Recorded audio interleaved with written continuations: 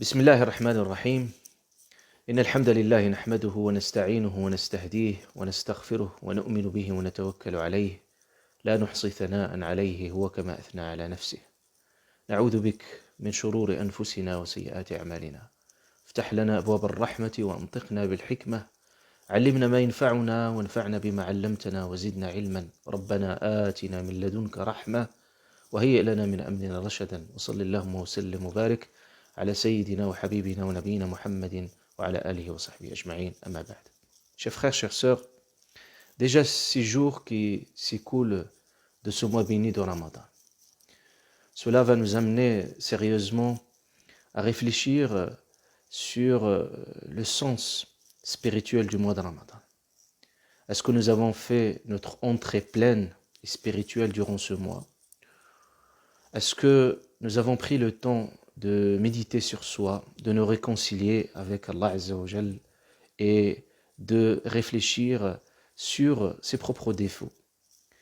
Ce mois de l'introspection, de la méditation, est un moment propice pour nous purifier et purifier notre conscience. Le prophète alayhi salatu wassalam, il dit à ce titre au sujet de Ramadan, قَدْ جَاءَكُمُ الْمُطَهِّرُ. Al-Mutahhir ici au sens de purification spirituelle. Nous nous soucions souvent de l'apparent du péché, ce qui est perceptible, ce qui est visible, ce qui est facile à identifier et à repérer. Par contre, il y a d'autres maladies de la conscience, d'autres maux du cœur qui ne sont pas perceptibles et qui sont très difficiles à identifier. C'est la partie invisible de l'iceberg et qui sont des vices cachés, qui sont très dangereux parce qu'ils peuvent ravager la conscience. Ils peuvent affecter, même infecter notre foi. C'est pour ça Allah Azza wa Jal subhanahu wa ta'ala, il nous dit وَذَارُوا ظَاهِرَ الْإِثْمِ وَبَاطِنَهُ. Il nous dit qu'il faut, au même titre de prêter attention à l'apparent du péché, il faut également pouvoir identifier les vices cachés qui sont très dangereuses parce qu'ils attaquent le siège de la foi, à savoir notre cœur. Ce cœur, c'est là où Allah Azza wa Jal regarde et nous serons sauvés si nous venons vers Allah Azza wa Jal avec ce cœur saint, biqalbin salim, saint qui a été beaucoup travaillé et que ça nécessite énormément d'efforts spirituels pour nous dépouiller de tous ces maux. Aujourd'hui, je vais vous parler de l'une des maladies les plus dangereuses. C'est la maladie de Al-Hasad. Al-Hasad, c'est la convoitise, c'est l'envie, c'est la jalousie. Les savants, ils ont défini Al-Hasad comme étant tamanni zawal al-ni'mah, c'est-à-dire le fait de souhaiter qu'Allah Azza wa Jal dépossède la personne qu'on envie de ses qualités et des bienfaits qu'Allah subhanahu wa ta'ala lui a prodigués. C'est-à-dire, en d'autres termes, ce qui est dangereux dans cette attitude, c'est qu'on remet en question, même on s'oppose à la volonté d'Allah Azza wa Jal. Allah subhanahu wa ta'ala a réparti les qualités, a réparti sa subsistance entre ses êtres en toute équité et en toute sagesse. Le fait d'envier une personne et de souhaiter qu'Allah Azza wa Jal le prive de ce bienfait, c'est finalement remettre en question et remettre en cause cette volonté d'Allah Azza wa Jal. Allah subhanahu wa ta'ala nous a parlé de Shaitan, de Satan, qui était le premier qui a manifesté cette haine et cette jalousie envers notre père Adam alayhi salam. Qu'Allah Azza wa Jal a ordonné aux anges et à Satan de se prosterner devant Adam par respect, Shaitan, il a refusé l'ordre. Iblis aba wastakbara. Ce refus, il émane d'une forme d'orgueil et d'ostentation. Et puis Allah subhanahu wa ta'ala, il lui demande de s'expliquer, de donner les raisons de ce refus. Et puis Allah Azza wa Jalla dit قال ما منعك أن تسجد. Qu'est-ce qui t'a poussé à ne pas écouter l'ordre et ne pas se prosterner devant Adam? Il a dit أنا خير منه. Il est meilleur que moi.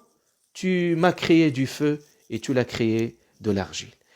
Et Iblis, il a fait cette fausse comparaison en se comparant à Adam.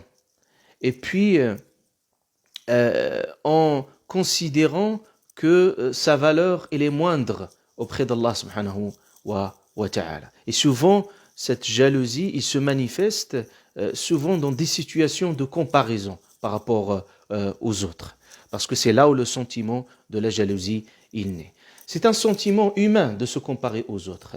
Mais par contre, il ne faut pas que ce sentiment soit accompagné d'une haine à l'égard de l'autre, d'une volonté d'éliminer l'autre, parce que se comparer à l'autre peut être un moyen de progresser, un moyen d'être et d'entrer dans une compétition dans le bien, comme Allah subhanahu wa ta'ala dit وَفِي ذَلِكَ فَلْيَتَنَافَسِ الْمُتَنَافِسُونَ. C'est pour ça Allah azza wa jal, en interdisant la convoitise al-hasad, il nous a autorisé un autre sentiment plus beau, plus pur, à savoir al-ghibta. Al-ghibta, c'est le fait de souhaiter à l'autre de réussir et de l'encourager à progresser, mais tout en demandant nous-mêmes, au même titre, à Allah Azza wa Jal, qu'il nous donne comme il lui a donné, même plus et même meilleur. C'est pour ça Allah subhanahu wa ta'ala, il nous demande « Was'alullaha min fadlih, wa la tatamannaw » c'est-à-dire il ne faut pas souhaiter ce que Allah Azza wa Jal a privilégié et a donné les uns par rapport aux autres. Mais c'est quoi le remède spirituel? « S'alullaha min fadlih » demander Allah Azza wa Jal auprès de sa faveur. Donc, c'est dans ce sens-là que le prophète alayhi salatu wassalam, il a dit la hasada illa fitnatayn. Al-hasad ici au sens de cette repta, il a dit qu'il n'y a pas de jalousie au sens pur du terme comme dans deux choses. Il a dit quelqu'un qu'Allah subhanahu wa ta'ala lui a accordé le Coran, il lui a donné ce très beau cadeau de la parole d'Allah azza wa jal comme étant hafid du Al-Qur'an al-Karim et qui lit Al-Qur'an matin et soir. Et aussi une autre personne qu'Allah subhanahu wa ta'ala lui a donné de l'argent et il dépense cet argent dans le bien matin et soir. Et le prophète alayhi salatu wassalam aussi nous dit ne regardez pas les gens qui sont au-dessus de vous, mais regardez les gens qui sont au-dessous de vous. فَإِنَّهُ أَجْدَرُ Allah tazdaru ni'matallahi alaykum. Il dit le prophète cela ça vous protège mieux, ça vous immunise pour ne pas dévaloriser ce qu'Allah azza wa jal vous a donné comme bienfait. Donc cette jalousie dans sa pureté qui s'appelle al-ghibta, mais la jalousie dans sa dangerosité, c'est la jalousie qui s'exprime avec une haine. C'est pour ça Allah azza wa jal il a voulu à ces personnes qui expriment cette jalousie mauvaise. Il dit Allah subhanahu wa ta'ala Am yahsuduna an-nasa ala ma atahum Allahu min fadlih. Est-ce qu'ils vont envier les gens sur ce qu'Allah subhanahu wa ta'ala leur a accordé? Donc ce sentiment de jalousie, il faut le dominer, il faut le maîtriser. À partir du moment qu'il ne se transforme pas en parole, en acte, c'est possible de le dominer, de le protéger. C'est pour ça nous nous protégeons sans cesse quand on demande à Allah subhanahu wa ta'ala wa min sharri qul a'udhu bi rabbil falaq, et à la fin on dit min sharri hasidin, du mal de celui qui envie idha hasad, s'il exprime cette envie, cette jalousie, soit par la parole, par exemple en dévalorisant l'autre, en tenant des propos injustes, en salissant l'image de l'autre, en acte, en voulant à tout prix éliminer l'autre ou entraver son chemin, en planifiant son échec. Tout cela, c'est très dangereux en termes de jalousie. C'est cette jalousie qui a poussé Qabil à tuer son frère Habil, quand Allah subhanahu wa ta'ala a accepté de l'un, il n'a pas accepté de l'autre. Et puis à ce moment-là, il a dit « La aqtulannak » qala la aqtulannak fatuqubbila min ahadihima wa lam yutaqabbal min al-akhar. Et quand Allah azza wa jalla a accepté de l'un, il n'a pas accepté de l'autre, il a dit qala la aqtulannak, je vais te tuer. C'est cette jalousie qui a poussé les frères de Youssouf alayhi salam d'éliminer leurs frères. اقتلوا يوسف أو اطرحوه أرضا يخلو لكم وجه أبيكم. Il a dit tuer Youssef ou le jeter dans un puits, mais Allah subhanahu wa ta'ala a protégé Youssouf alayhi salam. Il protège tous ses serviteurs du mal. Il voulait éliminer Youssouf alayhi salam, mais Allah subhanahu wa ta'ala il a préparé le chemin pour la gloire de Youssouf alayhi salam, il l'a élevé dans un rang très supérieur, il l'a placé dans une haute responsabilité. Même ses frères, par le passé, ils ont regretté ce geste. Donc celui qui en vit toujours regrettera un jour ce geste et ce sentiment qui le ravage déjà lui-même à l'intérieur. Donc nous savons, disait que toute personne, kullu dhi ni'matin, c'est-à-dire toute personne qui a des qualités, qui a des bienfaits, il faut qu'il s'attend à être envié. C'est pour ça notre prophète, alayhi salatu wassalam, il a été envié quand il a reçu le message de la révélation. Ils ont dit وَقَالُوا لَوْلَا نُزِّلَ هَذَا الْقُرْآنُ عَلَى رَجُلٍ مِنَ الْقَرْيَتَيْنِ عَظِيمٍ. Ils ont dit pourquoi ce Coran, ce livre n'a pas été descendu sur l'un de nos dignitaires, de grands dignitaires des grandes tribus, les grandes tribus à l'époque, qui étaient Quraysh et aussi à Taif. Et Allah Azza wa Jal, subhanahu wa ta'ala, il leur répond, il leur dit Ahum yaqsimuna rahmata rabbik. Est-ce que c'est de leur pouvoir, c'est un pouvoir divin, c'est de leur pouvoir de départager la clémence d'Allah subhanahu wa ta'ala. Ce n'est pas de leur sort, c'est le sort de la divinité, le sort d'Allah subhanahu wa ta'ala. Et dans un autre verset, Allah Azza wa Jal, il leur répond, subhanahu wa ta'ala. Même ils conditionnaient leur foi en disant au prophète alayhi salatu salam وَقَالُوا لَن نُؤْمِنَ حَتَّى نُوتَى مِثْلَ مَا أُوتِيَ رُسُولُ اللَّهِ. Ils ont dit, on ne croit pas jusqu'à que nous recevons le même message comme ils l'ont reçu les autres prophètes.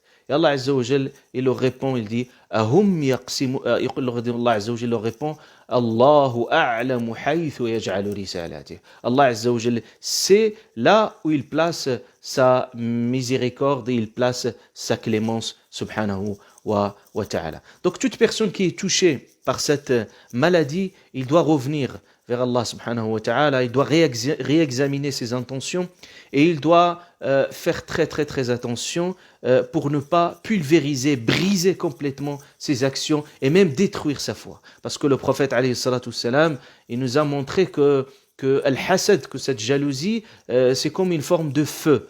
Comme le feu, comme al-hasad, il bouffe les bonnes actions, comme le feu, il bouffe le bois. Et il dit, le prophète alayhi salatu wassalam, à ce titre, à propos de la haine et de l'hasad, il dit, c'est une rasoir. Il a dit, je ne vous dis pas que c'est une je ne dis pas que c'est une rasoir qui rase les cheveux, mais c'est une rasoir qui rase la foi, qui rase ad-din.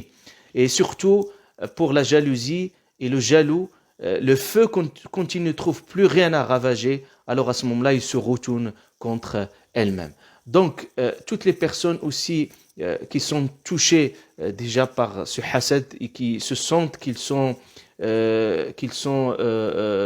qu'on leur porte de préjudice et du mal, ils doivent placer leur confiance en Allah subhanahu wa ta'ala. Et celui qui place sa confiance en Allah azza wa jal, Allah subhanahu wa ta'ala le protégera. وَمَنْ يَتَوَكَّلْ عَلَى اللَّهِ فَهُوَ حَسْبُهُ. Et Allah prendra sa défense. Et aussi, il faut endurer ses nuisances et ses préjudices et surtout garder son calme et se maîtriser et ne pas penser à prendre sa revanche.